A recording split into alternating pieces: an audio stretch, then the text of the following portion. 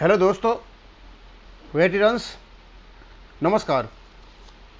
आज मैं आपको बताना चाहूँगा कि मैंने आज कुछ 5 मेरे व्यूअर्स के कमेंट्स लिए हैं।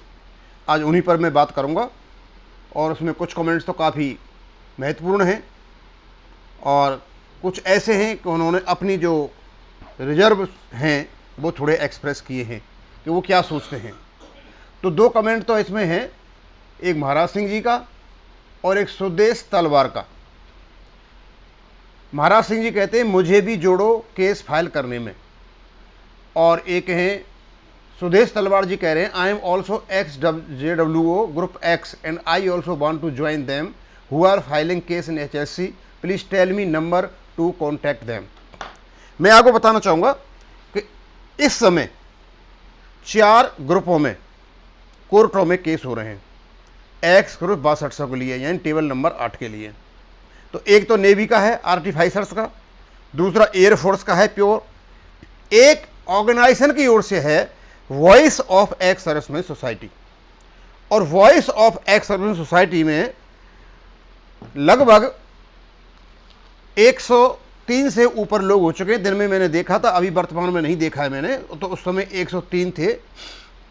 और मेरे पास ये जो महाराज सिंह जी हैं और सुदेश तलवार जी हैं, ये कहते हैं साहब हमें भी नंबर बताओ। तो मैं नंबर बता रहा हूं आपको, आप राजीव बहल जी से बात करें और अपना नाम जो एक्स ग्रुप में एप्लीकेशन के लिए जो एक व्हाट्सएप बना रखा है वहां जुड़वाएं, और वहां पर एक ऑनलाइन एप्लीकेशन पड़ी हुई है, वहां अपनी ऑनलाइन एप्लीकेशन भरें और अपने अकाउंट से 5000 रुपये जमा कराएं। ये उसकी मतलब इनिशियल प्रोसेस है। राजीव बहल जी का मैं नंबर बता देता हूं, 9357172728। फिर मैं बता देता हूं 9357172728। ये राजीव बहल जी ये लॉयर है, वैसे सर्विस करते हैं, CFO हैं किसी कंपनी में, और ये वॉइस ऑफ एक्स सोसाइटी के उपाध्यक्ष हैं। इन्होंने जिम्मेदारी ली है, इनको ही बताया गया है। और जो वकील आएगा वो जो MSP का केस लड़ रहा है, विदेश गुप्ता जी निदेश गुप्ता जी हैं शायद उनका नाम, वही है, वो सर्विस मैटर के जानकार हैं। फीस तो उनकी 8-9 लाख है एक सुनवाई की, लेकिन वो क्योंकि एक्स सर्विस मैटर का केस है वो 1.5 लाख रुपए लेने में राजी हुए हैं। अभी 100 से ऊपर जैसे ही लोग निकलेंगे वो हमारे फायदे में। हम ये मान के चलते हैं कि 100 आदमी यदि होंगे और एक हियरिंग होगी और जब भी जरूरत पड़ेगी तो बड़े आसानी से हम उनको 1500 रुपये दे पाएंगे, यानी 1.5 लाख रुपये का इंतजाम हो जाएगा। लेकिन वो कह रहे थे, आज राजू जी से बात हुई थी कि जल्दी ही ये 150 को पार कर जाएगा, और जितना ज़्यादा लोग वहाँ आएंगे उतना ही कम वहाँ पर खर्चा पड़ेगा। और एक और हैं प्रधान जी, ये हैं सर्विंग हैं, और इन्होंने शायद कहीं इन्होंने भी एक केस कर रखा है, प्रधान जी ने भी, और ये शायद 10,000 रुपये ये ले रहे हैं पहले केस करने के लिए। अब मैं 2 चीज़ मैंने बता दी। अब जब हम वीडियो बनाते हैं और किसी के कमेंट आते हैं तो इसका मतलब वो व्यक्ति हमारे वीडियो को देखता है। अब वो जैसा सोचते हैं वैसा वो कमेंट करेंगे, स्वाभाविक सी बात है। हमारा भी काम बनता है कि भाई यदि उन्होंने उस चीज़ को कोई गलत सोचा है तो हम उसको बताएं कि भैया सही क्या है। तो 2 को तो मैंने ले लिया। एक है श्री राम चंद्र, ये कहते हैं I feel that without criticism and without mentioning the name of Kapil your YouTube propaganda further will not move ahead. ये कहते हैं जब तक मैं कपिल की क्रिटिसिज्म नहीं करूंगा और कपिल का मैं नाम नहीं लूंगा तो मेरा प्रोपेगेंडा यूट्यूब का आगे नहीं चलेगा। श्री रामचंद्र जी, मैं आपको बताऊंगा क्यों, आप मेरे व्यूअर हो, आपने देखा है तभी आपने कमेंट किया है। पहली बात तो ये भाई कि मेरी हिम्मत नहीं है कपिल की किसी प्रकार से क्रिटिसिज्म करना।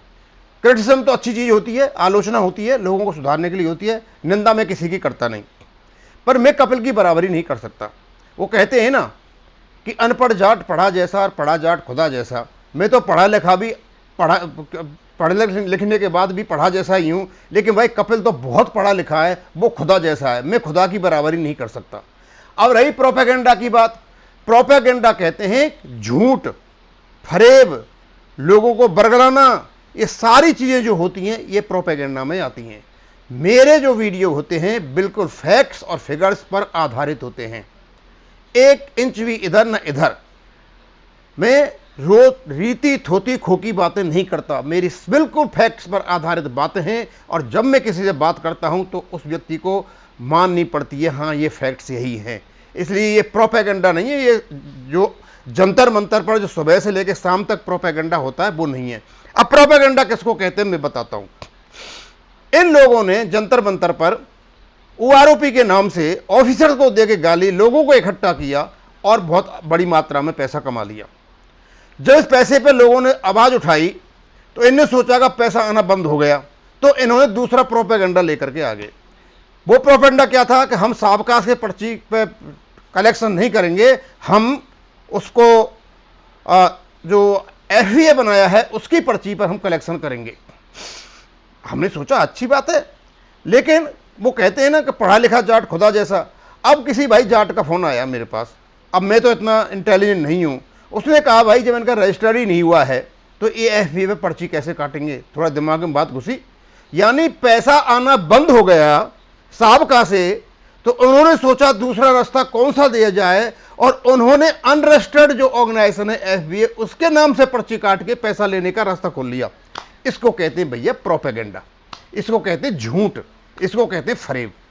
और उसके बाद और एक चीज लेकर के आए कि हम 3 जजों की कमेटी बनाएंगे, मांगेंगे।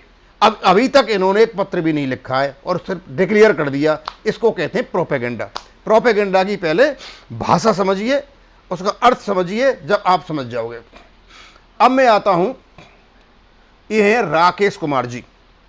राकेश कुमार जी कहते हैं दीवान साहब आप बहुत अच्छा काम कर रहे हैं, आपने बहुत मेहनत कर रखी है, कुत्ते भौंकते रहेंगे, आप अपना काम करते रहिए, फैक्ट्स एंड फिगर्स इसी तरह रखते रहिए, और यदि सरकार वार्ता के लिए बुलाती है तो आप जरूर जाना, क्योंकि आपसे अच्छा हमारी बात रखने वाला कोई नहीं है। धन्यवाद ऑनररी कैप्टन राकेश हिमाचल बैजनाथ।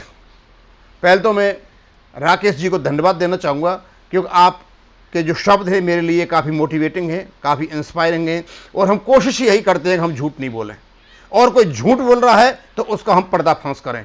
बस 2 ही काम हमारा है, फैक्ट्स को रखना, और कोई झूठ बोल रहा है, कोई बरगला रहा है, उसको हम बिल्कुल पर्दाफाश करना।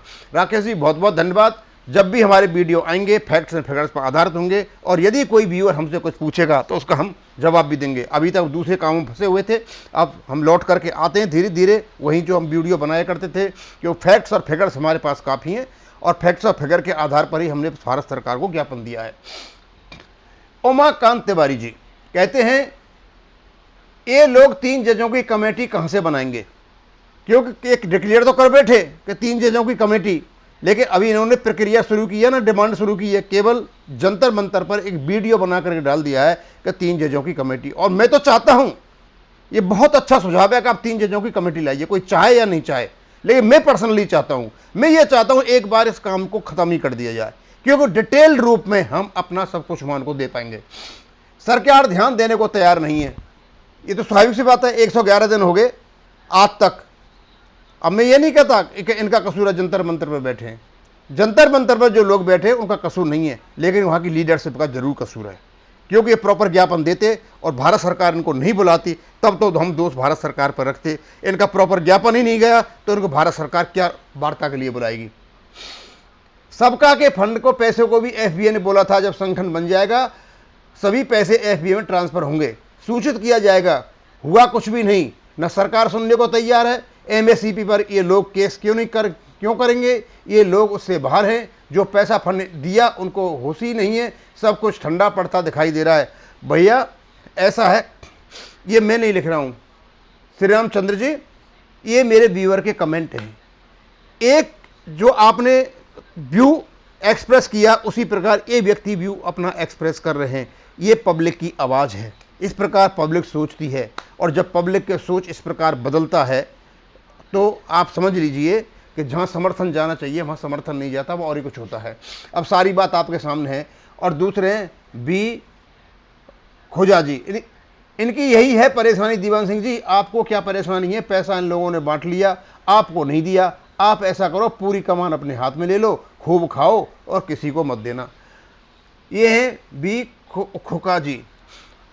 अब भाई ऐसा है, खोका जी, बी खोजा जी, मैं आपको बताना चाहता हूं ना तो हमने कभी आपसे ये कहा कि हमें आप पैसे दीजिए, और ना हम पैसे के भूखे हैं। हमारे तो जहाँ भी हम खर्चा करते हैं ऑर्गेनाइजेशन में अपने पैसे खर्च करते हैं। इन्होंने पैसा बांट लिया। पैसा जो है वो एक्स सर्विसमैन का है, इनका पैसा नहीं है।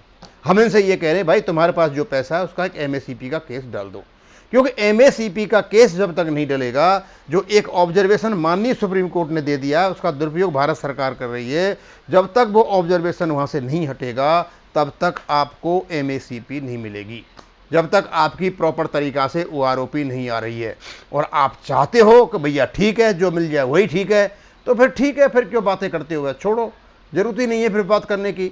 लेकिन मैं तो आपको फिर बता रहा हूं कि जब तक आप एमएससीपी का एक ही केस रह गया है बस एमएससीपी का, और सब कुछ कोर्ट में जा चुका है, और ये कितने रोते जोते रहो, इनसे कोई फर्क नहीं पड़ रहा है। गवर्नमेंट करेगी नहीं करेगी उससे ओआरओपी पर तो कोई फर्क पड़ेगा नहीं। हाँ, दूसरी बात है, एमएसपी केस चला हुआ है, कोर्ट में चला हुआ है। यदि एमएसपी का केस जीत जाते हो तो ऑटोमेटिक इक्वल डिसेबिलिटी वाला और इक्वल फेल अलाउंसेज वाला केस भी जोर पकड़ जाएगा। यह सारा का सारा दारमदार कोर्ट में एमएसपी पर है। अब देखते हैं आगे क्या होता है। और रही इसकी बात कि फैक्ट्स एंड फिगर्स की हम रखते रहेंगे, अब इसके चक्कर में कौन आता है, इसके जो भंवरजाल में कौन फंसता है, उसकी हम चिंता नहीं किया, हमें फैक्ट्स और फिगर रखने हैं। आज 111 दिन हो गए जंतर मंतर पर बैठे हुए, अभी तक ना तो इनसे ज्ञापन बना है और ना इनकी कोई भारत सरकार ने वार्ता के लिए बुलाया है, और इवन सब कुछ छोड़ दिया जाए। भारत सरकार कसूर पे भाई इनको नहीं बुला रही है, भाई अपना काम तो कर लो। कम से कम 3 जजों की जो कमेटी मांगी है उसके लिए आप प्रक्रिया तो शुरू कर दो, हमें बता दो भाई लेटर लिख दिया तो बहुत अच्छी मेहरबानी है आप पे। अब नहीं लिखा है तो हम क्या कर सकते, वो आपकी मेहरबानी है। अब मैं इसको यहीं ख़त्म करूँगा। थैंक यू, धन्यवाद।